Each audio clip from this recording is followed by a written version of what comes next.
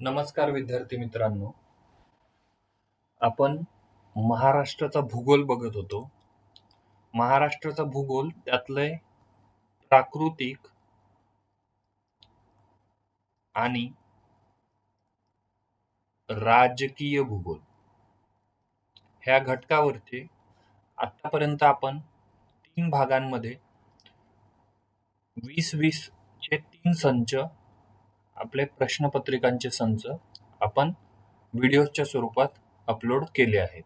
त्यातला हा भाग 4था असणार आहे, ज्यामध्ये तुम्हाला आयोगाने म्हणजेच MPSCने मागील वर्षांच्या प्रश्नपत्रिकांमध्ये जे काही प्रश्न विचारलेत प्राकृतिक आणि राजकीय भूगोलावरचे, त्या प्रश्नांच्या 20 प्रश्नांचा हा संच असणार आहे, ज्याचे आपण सखोल स्पष्टीकरण घेणार आहोत. तर प्रश्न कशा स्वरूपाचे असतील हे बघा. प्रश्न असेल, त्यानंतर त्याचं स्पष्टीकरण त्याच पानावरती तुम्हाला पाहायला मिळेल. अशा स्वरूपातले हे 20 प्रश्न आपण इथे कव्हर करणार आहोत. जास्त वेळ न दवडता आपण काय करू, प्रश्नांना सुरुवात करू. तर आपला आजचा पहिला प्रश्न आहे, राज्यसेवा पूर्व परीक्षा 2021 ला आयोगाने हा प्रश्न विचारला आहे. 1 मे 1960 रोजी मुंबईसह नव महाराष्ट्र म्हणजे जे काही नवीन महाराष्ट्राची स्थापना झाली, निर्माण झाला, त्यावेळी महाराष्ट्र राज्यात एकूण किती जिल्हे आणि एकूण किती तालुके होते, अशा स्वरूपाचा हा प्रश्न आहे. तर त्यावेळेस महाराष्ट्रात 28 जिल्हे नव्हते, तर 26 जिल्हे होते. पर्याय अ बरोबर आहे, ब चुकीचं आहे. 239 तालुके नव्हते.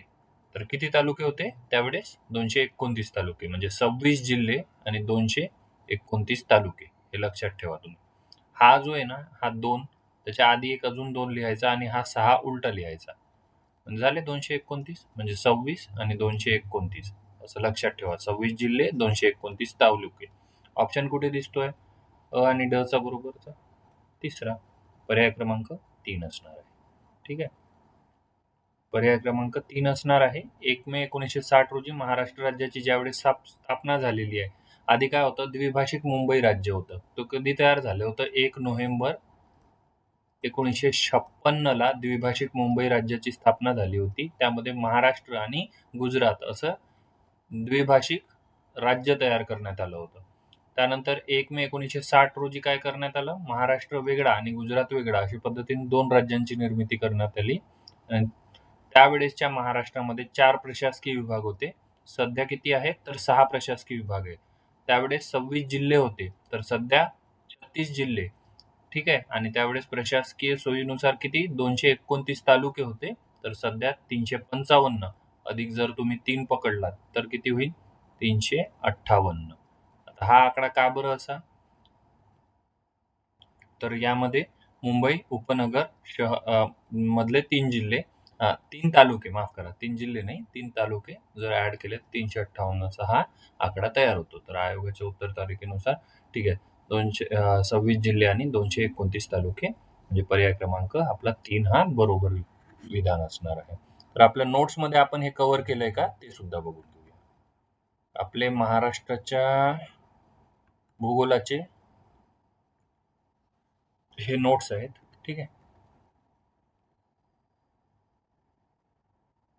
राजकीय भूगोल महाराष्ट्राचा. ठीक आहे, हे बघा, महाराष्ट्राच्या स्थापनेवेळी म्हणजे 1960 ला महाराष्ट्रामध्ये 4 प्रशासकीय विभाग होते आणि 26 जिल्हे होते. आणि आत्ताचे किती आहे, 6 प्रशासकीय विभाग आहे आणि 36 जिल्हे आहे. तर तालुक्यांची संख्या कुठे दिली आहे तुम्हाला? तालुके इथे मेन्शन नाहीत. ठीक आहे, बघूया आपण तालुके कुठे आहेत. नोट्स मध्ये असणार आहे 100%, नेमकं सांगता येणार नाही कुठे भेटते. ठीक आहे, ठीक आहे, आपल्या इसेन्शियल मध्ये बघू.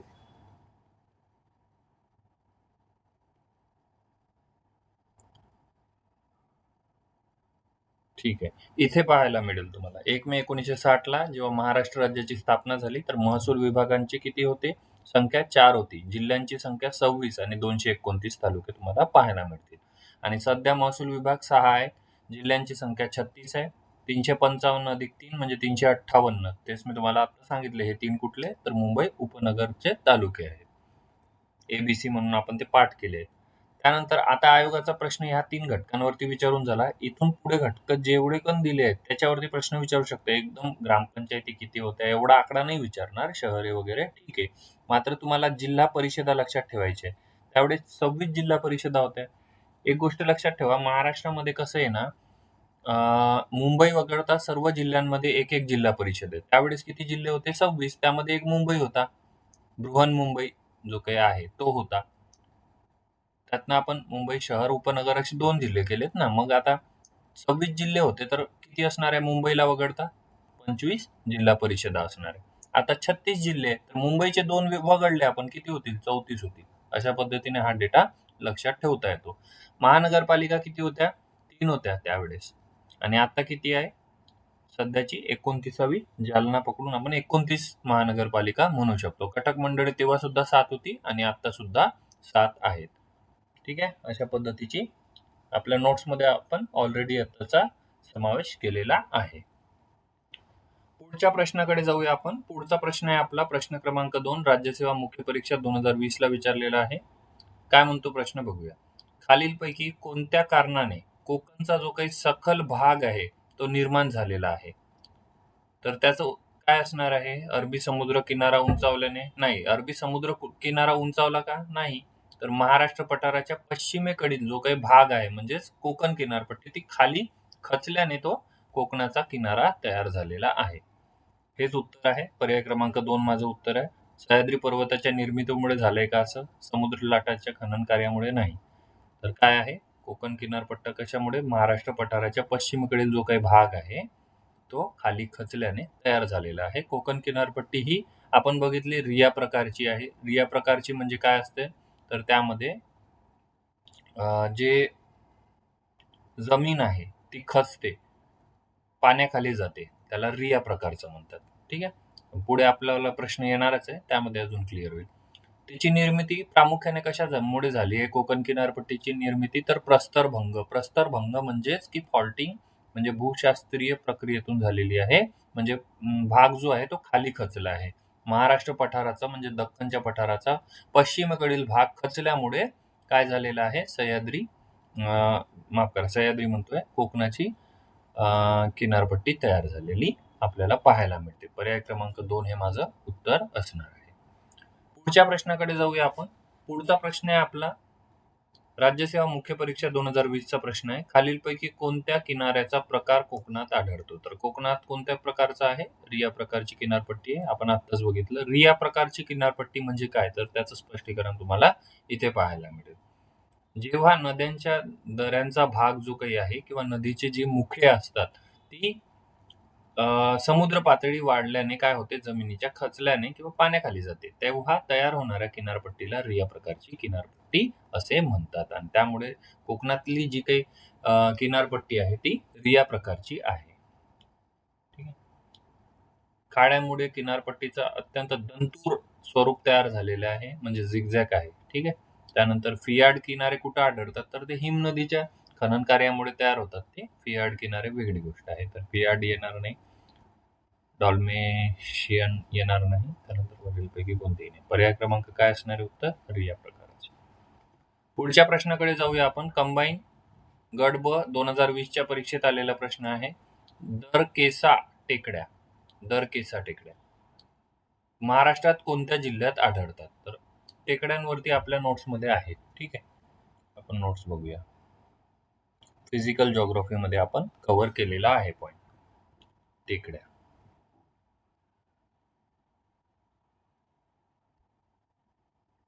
हे बघा.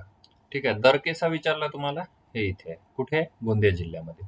प्रत्येक वेगवेगळ्या जिल्ह्यांमध्ये ज्या काही टेकड्या आहेत, जसं गडचिरोलीमध्ये चिरोली, भामरागड, सुरजागड, नागपूरमध्ये गरमसूर, गोंदियामध्ये दरकेसा, नवेगाव, धुळ्यामध्ये गाडणा, नांदेडमध्ये मुदखेड आणि निर्मल, चंद्रपूरमध्ये चांदूरगड, चिमूर, भंडाऱ्यामध्ये गायखुरी, सांगलीमध्ये दंडोबा, पुण्यामध्ये तसुबाई, जळगाव, हस्ती, छत्रपती संभाजीनगर, अजिंठा, सातमाळा, नाशिक, चांदवड, नंदुरबार, तोरणमाळ, सातारामध्ये मस्कोबा, त्यानंतर औंध, बामनोली, जालन्यामध्ये जांबवंत, कोल्हापूरमध्ये चिकोडी आणि काय आहे? दूधगंगा, अमरावतीमध्ये चिरोडी. हे बघा, चिरोडी हा शब्द आला तर कुठे आहे? अमरावतीमध्ये. चिकोडी क लक्षात ठेवायचा कोल्हापूर. रो लक्षात ठेवायचं, अमरावतीतला रा लक्षात ठेवायचं. येऊन जाईल तुम्हाला उत्तर. ठीक आहे.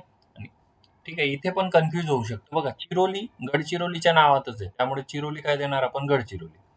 चिकोडी क नाव आहे मध्ये कोल्हापूर, आणि उरलेलं जे काही चिरोडी असणार आहे तो काय असणार आहे? अमरावतीचा भाग. ठीक आहे. अशा पद्धतीचे आपले डोंगर आणि ते कोणत्या जिल्ह्यात आहे ते लक्षात ठेवता येईल. आपलं उत्तर काय आहे मग? दरकेसा कुठे? गोंदिया जिल्ह्यात आहे. ठीक आहे. आपल्या स्लाइडकडे येऊया आपण. नागपूरमध्ये आपण कोणती बघितली? गरमसूर. गरमसूर. चंद्रपूरमध्ये कोणतीच दिलेली नव्हती, तिथे आहे का? तिथे चंद्रपूरमध्ये आहे चांदूरगड आणि चिमूर. ठीक आहे. चांदूरगड आणि चिमूर. ठीक आहे. अशा पद्धतीचे दोन आहेत. त्यानंतर गोंदियामध्येच हे दरकेसा आता आपण बघितलेलं. गडचिरोलीमध्ये चिरोली, सुरजागड अशा पद्धतीचे आहे. ठीक आहे. भामरागड, सुरजागड, चिरोली, दरकेसा, सालकसा, नवेगाव, नागपूरमध्ये गरमसूर अशा पद्धतीने आहे. या टेकड्या प्रामुख्याने अतिप्राचीन आणि कठीण खडकांपासून बनलेल्या आहेत. गोंदिया जिल्ह्यात दरकेसा टेकड्या आढळतात. स्पष्टीकरणात आपण दिलेलं आहे. पुढच्या प्रश्नाकडे जाऊया आपण. महाराष्ट्रातील घाटांचा कोणता क्रम उत्तरेकडून दक्षिणेकडे विचारलेला आहे आपल्याला. उत्तरेकडून दक्षिणेकडे घाट पाठ करताना आपण काय पाठ केलंय बघा. कसे पाठ केलेत आपण घाट? घाट दिलेत का इथे? कोकण किनारपट्टी. ठीक आहे. घाटांचा क्रम बघूया आपण. हे आहेत घाट उत्तरेकडून दक्षिणेकडे. ठीक आहे. ट्रिक सुद्धा दिली आहे तुम्हाला मी. काय आहे? थड माडावर बोर्ड झाल्यास कुंभ आंबा फोडतो आंबोली. म्हणजे थड म्हणजे थड घाट, माड म्हणजे माळशेज घाट, त्यानंतर बोर म्हणजे मुंबई पुण्याच्या दरम्यानचा बोर घाट, कुंभ म्हणजे कुंभारली घाट, कराड चिपळूण. त्यानंतर आंबा म्हणजे आंबोली घाट, माफ करा आंबा घाट पण आहे. त्यानंतर फोडतो म्हणजे फोंडा घाट आणि आंबोली घाट. अशा पद्धतीने आपण एकंदरीत घाट कव्हर केले आहेत. ठीक आहे. आपल्याला काय विचारलं आहे त्यांनी? उत्तरेकडून दक्षिणेकडे क्रम विचारलाय. मग आपली ट्रिक काय आहे? थड माडावर बोर झाल्यास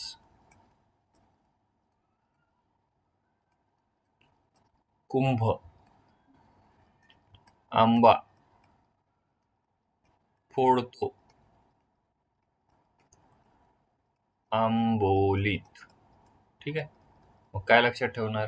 पहिले कुठे आहे? थडघाट. थडघाट कुठे दिसतंय? इथे. इथे आंबोलीने सुरुवात झाली, हे येणार नाही. दुसरं गेलंय आपला पर्याय. ठीक आहे. दुसरा नसणार आहे. थड माडावर म्हणजे माळशेज घाट. माळशेज घाट कुठेच दिसत नाहीये, त्यामुळे ते घेणार नाही आपण. बोरघाट. बोरघाट पण पुन्हा कुठल्याही पर्यायात नाहीये. झाल्यास हा शब्दाचं काही नाही. कुंभारली घाट असणार आहे. कुंभारली. दुसरा कुंभारली इथे आहे, इथे आहे. इथे आंबा केलाय त्यांनी, त्यामुळे हे येणार नाही. आंबा घाट येणार नाही. ठीक आहे. दुसरा पर्याय गेला, चौथा पर्याय गेला. आता आपल्याकडे दोनच पर्याय उरले. आधी काय येणार? आंबा घाट येईल आणि त्यानंतर आंबोली घाट येईल. आंबा घाट आधी येईल, आंबोली नंतर येईल. पर्याय क्रमांक 1 उत्तर असणार आहे. इथे आंबोली आधी आणि आंबा नंतर केलंय. ठीक आहे. लक्षात घ्या. अशा पद्धतीने घाटांचा क्रम आहे. पर्याय क्रमांक काय असणार आहे? उत्तर 1 असणार आहे. कशा पद्धतीने लक्षात ठेवायचं त्याची ट्रिक तुम्हाला मी सांगितली. ठीक आहे.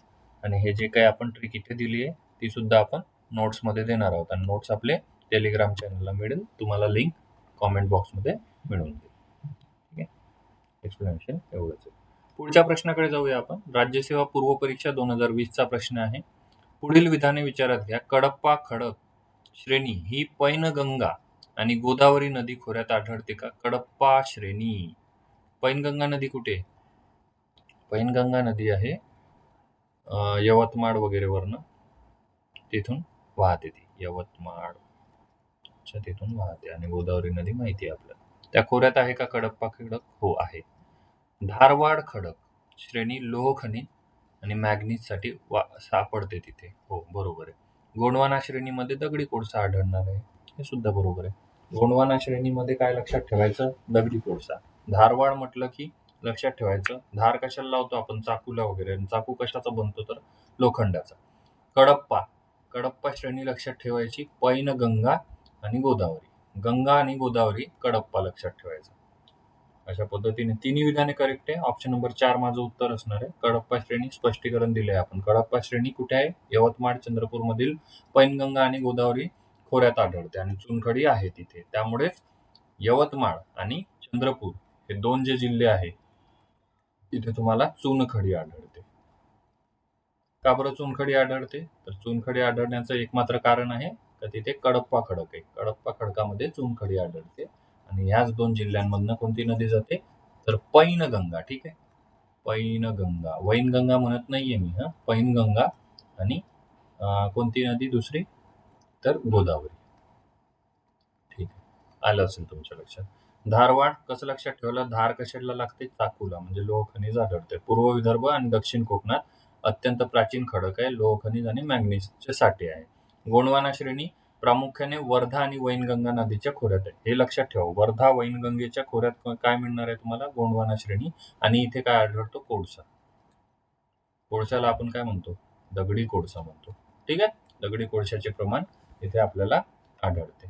म्हणून सर्व पर्याय योग्य आहे.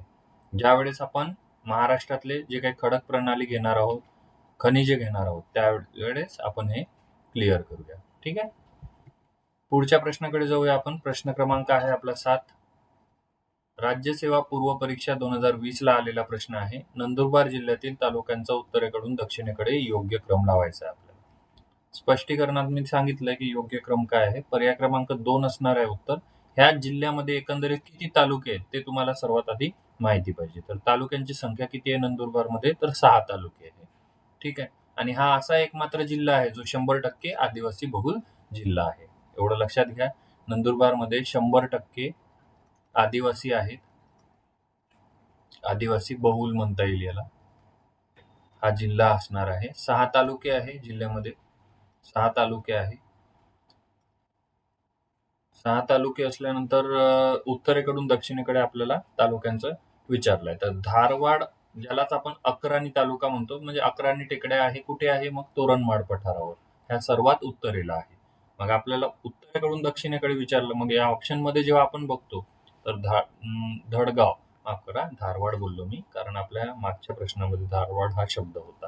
ठीक आहे, इथे. ठीक आहे, तर धडगाव आहे. तर या धडगाव मध्ये अक्राणी त्याला म्हणतात तालुका आहे. तो सर्वात उत्तरेकडे आहे. तोरणमाळ पठार त्याच्यावरती हे आहे. ठीक आहे, अक्राणीची किती आहे? आपण उंची बघितली होती, 1325 मीटर मध्ये.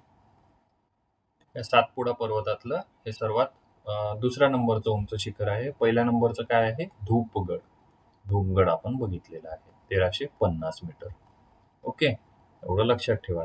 तर त्यावरून सुद्धा आपलं उत्तर येत होतं, कारण धडगाव हे जे आहे ते सर्वात उत्तरेला आहे. त्यानंतर तळोदा येईल आणि त्याखाली येईल नंदुरबार. ठीक आहे, अशा पद्धतीचे आपली रचना आहे. नवापूर पुन्हा खाली आहे त्याच्या, नंदुरबार आणि त्याखाली नवापूर.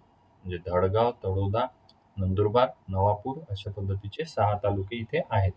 ठीक आहे, आपले किती झालेत सांगून? धडगाव 1, तळोदा 2, नंदुरबार 3, नवापूर 4. 4 झालेत. आणखी 2 कोणते आहेत तर ते तुम्हाला शोधायचे.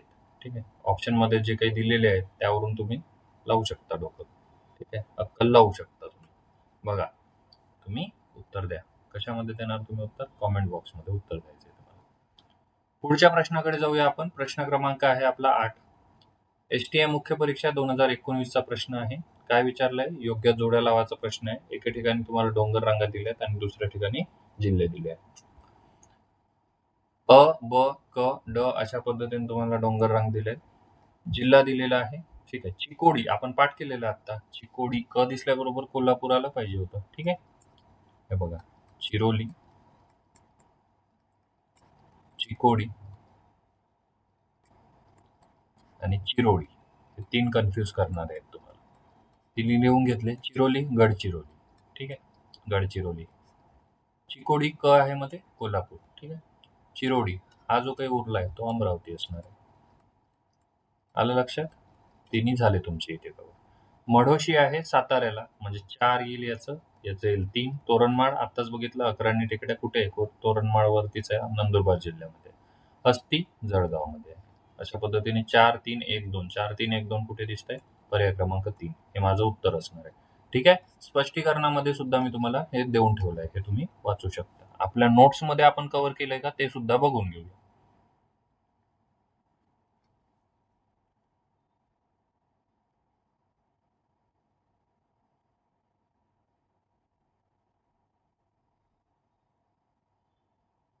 हे बघा इथे आहे, चिरोली आहे कव्हर, त्यानंतर जळगाव मधलं हस्ती आहे, अजून काय होतं, नंदुरबार मधलं होतं ना, नंदुरबार बघूया. नंदुरबार मध्ये तोरणमाळ, ठीक आहे, अस्तंबाडोंगर शिखर. ओके, अशा पद्धतीने आपले कव्हर केले आहेत आपण. पुढच्या प्रश्नाकडे जाऊया आपण. प्रश्न क्रमांक आहे आपला 9वा. एसटीआय मुख्य परीक्षा 2019 ला आयोगाने प्रश्न विचारलाय की महाराष्ट्रातील कोणत्या प्रशासकीय विभागात सर्वाधिक जिल्हे आहेत. तर सर्वाधिक जिल्हे असलेला अमरावती आहे का, नाही, 5च जिल्हे आहेत. नाशिकमध्ये 5 जिल्हे आहेत, नागपूरमध्ये 6 जिल्हे आहेत, तर औरंगाबादमध्ये किती जिल्हे आहेत, एकंदरीत 8 जिल्हे आहेत. ठीक आहे, छत्रपती संभाजीनगर. पर्याय क्रमांक काय असणार आहे, 3 माझं उत्तर असणार आहे. 6 प्रशासकीय विभाग आहे सध्या, आधी किती होते, 4 होते. कधी, महाराष्ट्राच्या स्थापनेच्या वेळेस. महाराष्ट्र राज्याची स्थापना कधी झाली, मग 1 मे 1960 ला. ठीक आहे, आणि द्विभाषिक मुंबई राज्याची स्थापना 1 नोव्हेंबर 1956 ला. ठीक आहे, द्विभाषिक मुंबई राज्याची स्थापना, आणि ही महाराष्ट्राची स्थापना. स्थापनेवेळेस 4 प्रशासकीय विभाग होते, आणि सध्या किती असणार आहे, सध्या 6 प्रशासकीय विभाग आहे. 2 प्रशासकीय विभाग नवीन तयार करण्यात आले, एक अमरावती आणि एक नाशिक. लक्षात ठेवा, पर्याय हे पहिला पर्याय आणि दुसरा पर्याय नंतर तयार करण्यात आलेले प्रशासकीय विभाग आहे. नाशिकचा समावेश आधी पुणे प्रशासकीय विभागात होता, आणि अमरावतीचा समावेश आधी नागपूर प्रशासकीय विभागात होता. एवढं लक्षात ठेवलं, त्यानंतर छत्रपती संभाजीनगर म्हणजे औरंगाबाद प्रशासकीय विभाग, याच्यामध्ये सर्वाधिक 8 जिल्हे आहेत. कोकणामध्ये किती आहे, 7 जिल्हे आहे. नागपूरमध्ये 6 जिल्हे आहे. पुणे, नाशिक आणि अमरावती यामध्ये प्रत्येकी 5 जिल्हे आहेत. ठीक आहे, तर यामधले तालुक्यांवरती सुद्धा तुम्हाला प्रश्न आलेला आहे, आणि येतो पुन्हा पुन्हा. ठीक आहे, 76 इथे आहे, 64 कुठे आहे, नागपूरमध्ये आहे. अशा पद्धतीने तुम्ही लक्षात घ्या. 47 कोकणामध्ये आहे, पुण्यामध्ये किती, नाशिकमध्ये किती, अमरावतीत किती. ट्रिक सांगितली होती तुम्हाला, तालुके, तालुके म्हटल्याबरोबर पानके लक्षात ठेवायचं, AN पान के. ठीक आहे, ए वरून औरंगाबाद किती आहे, 76 तालुके. एन वरून काय असणार आहे, मग नागपूर 64 तालुके. पुण्यात 58 तालुके. अमरावतीत 56 तालुके. नाशिकमध्ये 54 तालुके, आणि कोकणामध्ये 47 तालुके. अशा पद्धतीने तालुके सांगितले तुम्हाला. ठीक आहे, आपल्या इथे पण आपण नोट्समध्ये देण्याचा प्रयत्न केला होता. बघूया आहेत का.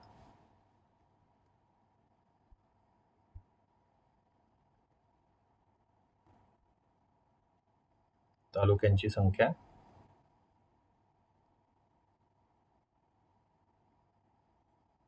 इथे दिसणार तुम्हाला. तालुक्यांची संख्या, छत्रपती संभाजीनगर किती आहे, 76. त्यानंतर नागपूरमध्ये 64.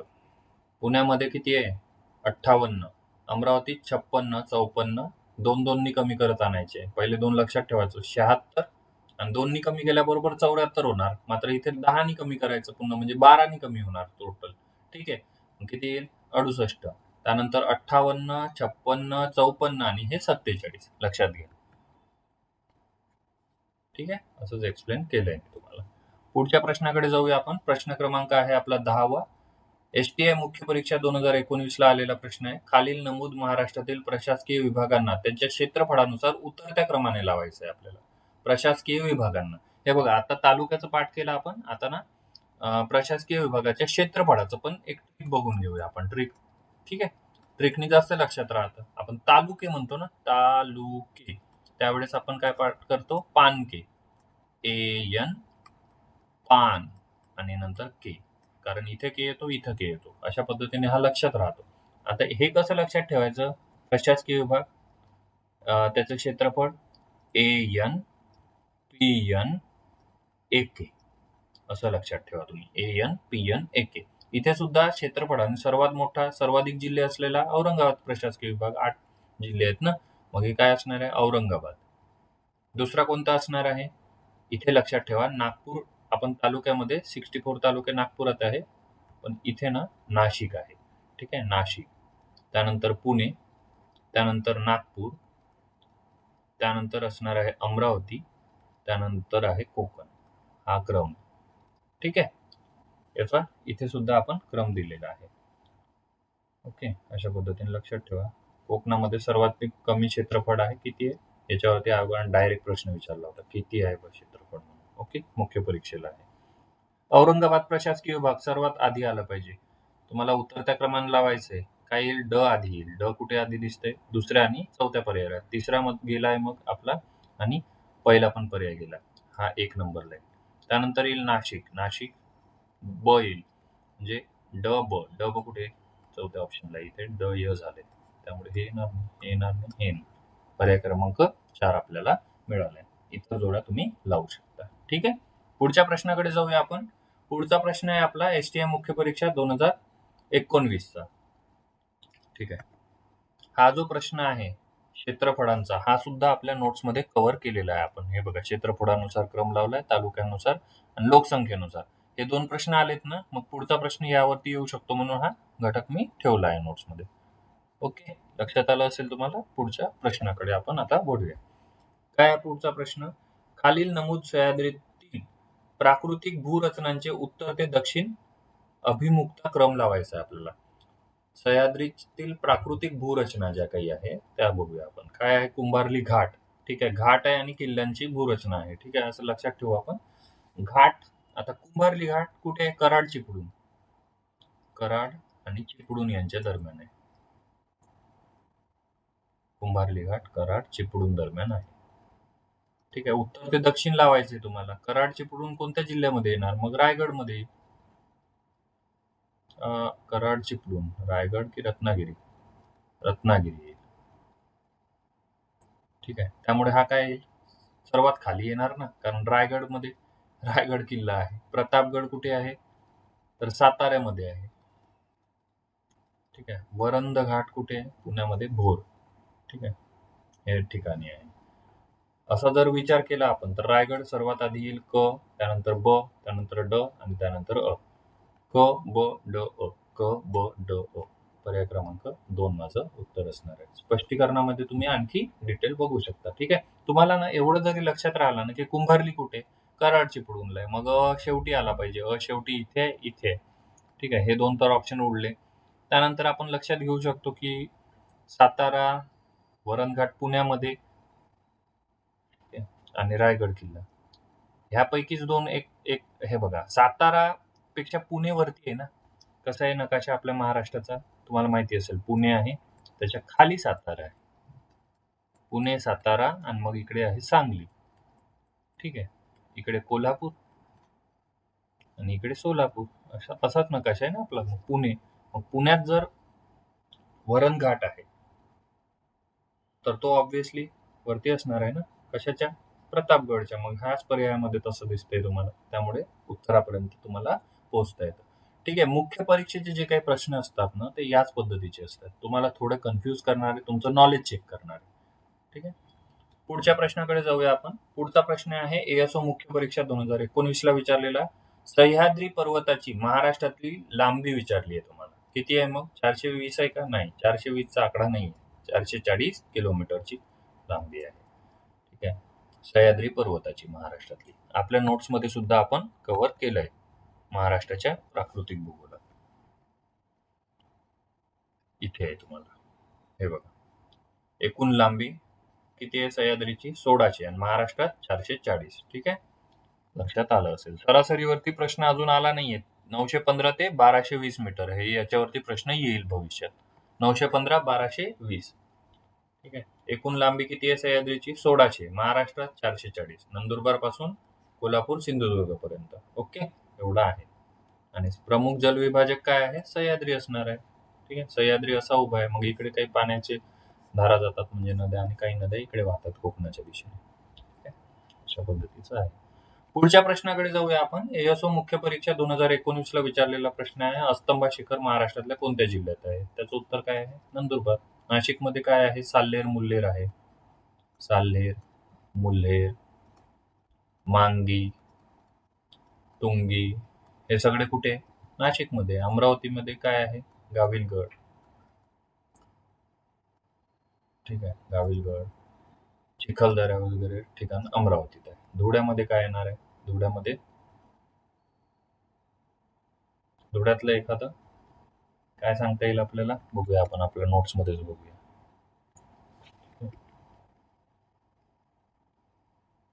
गाढना डोंगर आहे. ठीक आहे, गाढना डोंगर धुळ्यामध्ये. अशा पद्धतीने डोंगर रांगा आपल्याला सांगता येईल. उत्तर काय नंदुरबार आहे. वारंवार घेतलेला प्रश्न आहे, आधी पण एक्सप्लेन करून दिले तुम्हाला. 1325 मीटर धूपगड आहे.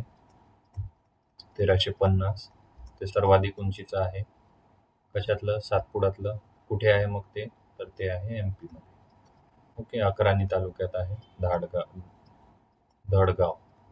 ठीक आहे, म्हणजेच अक्राणी तालुका. पुढच्या प्रश्नाकडे जाऊया आपण. पुढचा प्रश्न आहे आपला राज्यसेवा मुख्य परीक्षा 2019 ला विचारलेला. महाराष्ट्रातील खालील किल्ल्यांचा दक्षिणेकडून उत्तरेकडे तुम्हाला क्रम लावायचा आहे. इथे लक्षात घ्या, दक्षिणेकडून उत्तरेकडे क्रम लावायचा, त्यामुळे चुकलं नाही पाहिजे आपलं. तर दक्षिणेकडे सर्वात काय? प्रतापगड. प्रतापगड कुठे? सातारा. सातारा पर्याय 4 घेतला आपण. त्यानंतर आहे औरंगाबाद म्हणजे छत्रपती संभाजीनगर घेऊ. संभाजीनगर. त्यानंतर पुरंदर कुठे आहे? पुण्याला आहे. आणि सिंहगड सुद्धा पुण्याला आहे. ठीक आहे, पुण्यातले कसे पाठ केले होते त्याची पण एक आपण ट्रिक बनवली. पुण्यातले जे काही आहे ना ते विशेष आहे, कारण आयोगाने त्यावरती प्रश्न विचारला होता. मग मी त्याची ट्रिकच बनवून घेतली आहे. ठीक आहे, पुण्यातले कसे लक्षात ठेवलेले आहे किल्ले? शिवराय, लोह, सिंह, पुरुष. ठीक आहे, पुरुष आहे हा. ठीक आहे, नॉर्थ टू साऊथ म्हणजे उत्तरेकडून दक्षिणेकडे पुण्यातले कसे ठेवले किल्ले लक्षात? शिवाजी महाराज, छत्रपती शिवाजी महाराज त्यांच्या नावावरून शिवराय. ठीक आहे, शिवराय म्हणतो ना आपण. शिवराय म्हणजे शिवाजी महाराजांचे शिव आणि राय म्हणजे रायगड. माफ करा, रायगड नाही, रायरेश्वर राजगड पण आहे. नंतर शिवनेरी, त्यानंतर लोहगड, त्यानंतर शिवनेरी, रायगड, लोहगड, सिंहगड आणि पुरंदर. अशी ती काय असणार आहे? क्रम असणार आहे. त्यामध्ये सिंह आणि पुरुष, त्यामुळे अ नंतरच ब असणार आहे. पण आपल्याला दक्षिणेकडून विचारलंय म्हणजे ब आधी आलाय आणि शेवटी काय असणार आहे? अ असणार आहे. ब आधी आणि शेवटी अ. ब आधी आहे का? इथं नाहीये, त्यामुळे हे गेलं. ब आधी शेवटी अ. हे ठीक आहे. ब ब इथे पण. पुणे, सातारा. सातारा खाली आहे आपल्या म्हणजे पुण्याच्या. काय येईल? ब अ च्या आधी ड येईल. ब अ च्या आधी ड नाहीये इथे, शेवटी झालं, नंतर झालं. ब च्या आधी ड इथे पण नाही, म्हणजे पर्याय क्रमांक 3 मला उत्तर मिळालं आहे. आलं असेल तुमच्या लक्षात कशा पद्धतीने एक्झामला टॅकल करता येतं. पुढच्या प्रश्नाकडे जाऊया आपण. राज्यसेवा मुख्य परीक्षा 2019 चा प्रश्न आहे. महाराष्ट्राचे पठार मुख्यत्वे करून खालीलपैकी कोणत्या खडकापासून बनले? आपल्याला माहिती आहे आता, वारंवार करून आपण अशिताश्म झालंय आपलं. बेसॉल्ट. बेसॉल्ट पासून तयार झालेला आहे. अग्निजन्य खडक आहे. अग्निजन्य. ठीक आहे, अग्निजन्य खडक आहे हा. बेसॉल्ट पासून तयार झालेला आहे. दख्खनचे पठार, महाराष्ट्र पठार जे काही आहे ते अशिताश्म म्हणजे बेसॉल्ट खडकापासून झालंय. 7 कोटी वर्षापूर्वी भुरांचमूलीय जो काही ज्वालामुखीचा उद्रेक झाला, त्यातनं मग काय झाला? लावारस साचलावरती थर साचून तो थंड झाला आणि महाराष्ट्राचा सुमारे 86% भाग बेसॉल्ट खडकाने व्यापलेला आहे. अग्निजन्य प्रकारचा हा खडक आहे. धारवाड कशासाठी होता? लोखंड म्हणजे लोह खनिज आणि मॅग्नीज. मॅग्नीज कुठे आहे? दक्षिण कोकण. दक्षिण महाराष्ट्रच म्हणू आपण. ठीक, कडप्पा चुनखडीसाठी. कुठे आहे मग चुनखडीसाठी? कोणत्या नद्यांच्या खोऱ्यात होतं? पैनगंगा. आणि कोणती होती? कोणती होती आपली? गोदावरी. मग 2 जिल्हे कोणते चुनखडीसाठी फेमस असलेले? एक यवतमाळ आणि दुसरं चंद्रपूर. ठीक आहे, याच्या आधीचा आपण जो काही प्रश्न घेतला होता त्यावरून तो आपल्याला डेटा मिळाला आहे. पुढच्या प्रश्नाकडे जाऊया आपण. रिकामी जागा या किल्ल्याला ब्रिटिश लोक जे काही आहे पूर्वेकडला जिब्राल्टर म्हणायचे, तर त्याचं उत्तर आहे रायगड किल्ला. तर युरोपमधील जिब्राल्टर हे एक ठिकाण आहे. हा अभेद्य आणि सामरिकदृष्ट्या अत्यंत महत्वाचा किल्ला आहे. तशाच पद्धतीचा किल्ला म्हणजे छत्रपती शिवाजी महाराजांच्या राजधानीचा किल्ला होता, तो म्हणजे रायगड. त्याचा भक्कम तटबंदी, अभेद्यता आणि दुर्गम भौगोलिक स्थितीमुळे युरोपियन किंवा ब्रिटिश लोक त्याला काय म्हणायचे? पूर्वेकडील जिब्राल्टर असे म्हणायचे. त्यामुळे रायगडाचं एवढं महत्व आहे, लक्षात घ्या. लिंगणा सुद्धा रायगडमध्ये आहे. त्यानंतर कर्नाळा सुद्धा रायगडमध्ये आपल्याला पाहायला मिळतो. पुढच्या प्रश्नाकडे जाऊया आपण. पुढचा प्रश्न आहे आपला, महाराष्ट्राच्या उत्तरेस रिकामी जागा पर्वतरांग आणि त्याच्या पूर्वेस रिकामी जागा टेकड्या आहे. असा जर आपण महाराष्ट्र काढला, ठीक आहे, अशा पद्धतीचा एक महाराष्ट्र काढून घेऊया.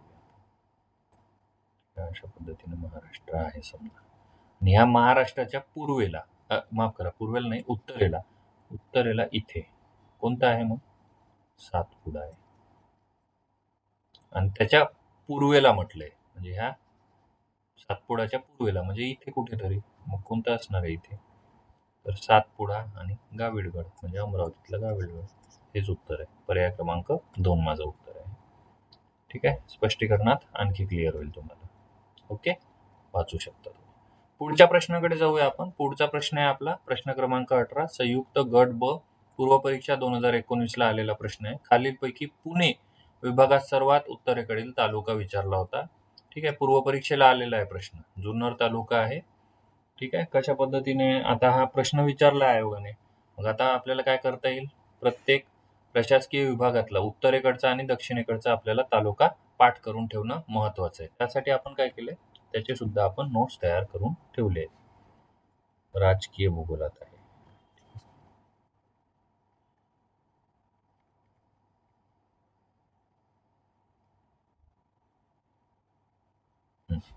ह्या स्लाइडला आहे. विभाग आहे पुणे, उत्तरेकडचा जुन्नर, याच्यावरती PYQ आहे. दक्षिणेकडचा चंदगड, कोल्हापूर जिल्ह्यातला. नाशिकमध्ये धडगाव, अक्राणी, जो काही नंदुरबार जिल्ह्यात आहे तो. त्यानंतर कर्जत, अहमदनगर मधला. त्यानंतर कोकणात तळासरी, पालघर. त्यानंतर दोडामार्ग, सिंधुदुर्ग. नागपूर, रामटेक, उत्तरेकडचा. सिरोंचा, सर्वात दक्षिणेकडचा. छत्रपती संभाजीनगर, अमरावती. वेगवेगळ्या जिल्ह्यामध्ये कोणते आहे तालुके, सर्वात उत्तरेकडे कोणत्या, सर्वात दक्षिणेकडे, त्याचा हा आपला क्रम आहे. ठीक आहे, पाठ करू शकता तुम्ही. प्रश्नाकडे येऊया आपण. काय उत्तर? जुन्नर आहे. पुढच्या प्रश्नाकडे जाऊया आपण. प्रश्न क्रमांक 19 आहे, संयुक्त गट ब, पूर्व परीक्षा 2019 प्रश्न आहे. महाराष्ट्रातील खालीलपैकी सर्वात मोठा जलविद्युत प्रकल्प विचारलाय आपल्याला. जलविद्युत प्रकल्प, कोयना जलविद्युत प्रकल्प सर्वाधिक मोठा आहे, 1920. लक्षात ठेवायचं. काय आहे? मेगावॅट त्याची क्षमता आहे. कोयना जलविद्युत प्रकल्प महाराष्ट्रातील सर्वात मोठा जलविद्युत प्रकल्प आहे. एकूण वीज निर्मितीची क्षमता किती आहे? 1920 मेगावॅट इतकी आहे. राज्याला सर्वाधिक वीज पुरवठा करत असल्यामुळे कोयना जलाशयाला काय म्हणतो आपण? कोयना धरणाला आधुनिक महाराष्ट्राची भाग्यरेषा. इथे आधुनिक शब्द आहे. ठीक आहे, आधुनिक. अर्वाचीन किंवा अर्वाचीन पण म्हणतात बरं, अर्वाचीन. प्राचीनच्या अपोजिट आहे हा शब्द, अर्वाचीन म्हणजेच आधुनिक. महाराष्ट्राची भाग्यरेषा असे म्हटले जाते. आणि हा प्रकल्प सातारा जिल्ह्यात आहे, कोयना नदीवरती, कोयना धरण. ओके, जलविद्युत प्रकल्प. आणि महाराष्ट्रातला पहिला जलविद्युत प्रकल्प विचारला, त्याचं उत्तर खोपोली द्यायचं. ठीक आहे, पहिला जर विचारलं तर फर्स्ट खोपोली, आणि सर्वाधिक मोठा कोयना जलविद्युत प्रकल्प. पुढच्या प्रश्नाकडे जाऊया आपण. प्रश्न आहे प्रश्न क्रमांक 20, संयुक्त गट ब, पूर्व परीक्षा 2019 प्रश्न आहे. योग्य जोड्या लावायचा. एका ठिकाणी तुम्हाला जलविद्युत केंद्रे दिली, दुसऱ्या ठिकाणी जिल्ह्यांची नाव. भीरा आहे रायगड जिल्ह्यामध्ये, 2 येणार. वीर असणार आहे पुण्यामध्ये, भंडारदरा अहमदनगरमध्ये, आणि उजनी आहे सोलापूर. अशा पद्धतीने 2 4 1 3 2 4 1 3 नाही 2 4 1 3 ह्या पर्यायात आहे. पर्याय क्रमांक 2 माझं उत्तर असणार आहे. आपल्याला काय करावे लागेल? जलविद्युत केंद्र आणि त्यांचे जिल्हे, कोणत्या कोणत्या जिल्ह्यामध्ये कोणतं जलविद्युत केंद्र आहे त्याची आपल्याला एक लिस्ट करावी लागेल. ठीक आहे, पुढच्या लेक्चरला आपण देण्याचा प्रयत्न करू. पुढे आपण टाकूच आपल्या ग्रुपला. ठीक आहे. भीरा कुठे आहे? रायगड जिल्ह्यात. कुंडलिका नदीवरती टाटा प्रकल्पाचा ते काही समूहाचा जो काही प्रकल्प आहे तो. वीर असणार आहे पुणे. ठीक आहे, पुण्यातले लोक वीर असतात असं लक्षात ठेवा, नीरा नदीवरती. त्यानंतर भंडारदरा अहमदनगर. भंडारदरा 5 शब्द आहे, इकडे अहमदनगर पण जास्त शब्द आहेत, 5-6 शब्द आहेत, त्यामुळे लक्षात ठेवता येईल. उजनी सोलापूर लक्षात ठेवा. अशा पद्धतीने हा क्रम असणार आहे. आणि हा शेवटचा प्रश्न होता आपल्या या लेक्चर मधला, PDF मधला. ठीक आहे, अशा पद्धतीने आपण एकंदरीत 20 प्रश्न आज कव्हर केले महाराष्ट्राच्या भूगोलावरती. ठीक आहे, तुम्हाला या लेक्चरची जी काही नोट्स असणार आहे, ती नोट्स तुम्हाला टेलिग्रामला उपलब्ध होईल. टेलिग्राम चॅनल तुम्ही जॉईन करू शकता. टेलिग्रामची लिंक तुम्हाला कॉमेंट बॉक्समध्ये मिळेल आणि तिथून तुम्ही टेलिग्राम जॉईन करा. आणि लेक्चर जर तुम्हाला आवडलं असेल तर तुमच्या मित्रांना शेअर करा, लाईक करा लेक्चरला, चॅनलला सबस्क्राईब करा. धन्यवाद मित्रांनो. भेटूया आपल्या पुढच्या लेक्चरमध्ये. आता हे 4था पार्ट होता. पुढचं पार्ट असणार आहे पार्ट 5. ठीक आहे. धन्यवाद.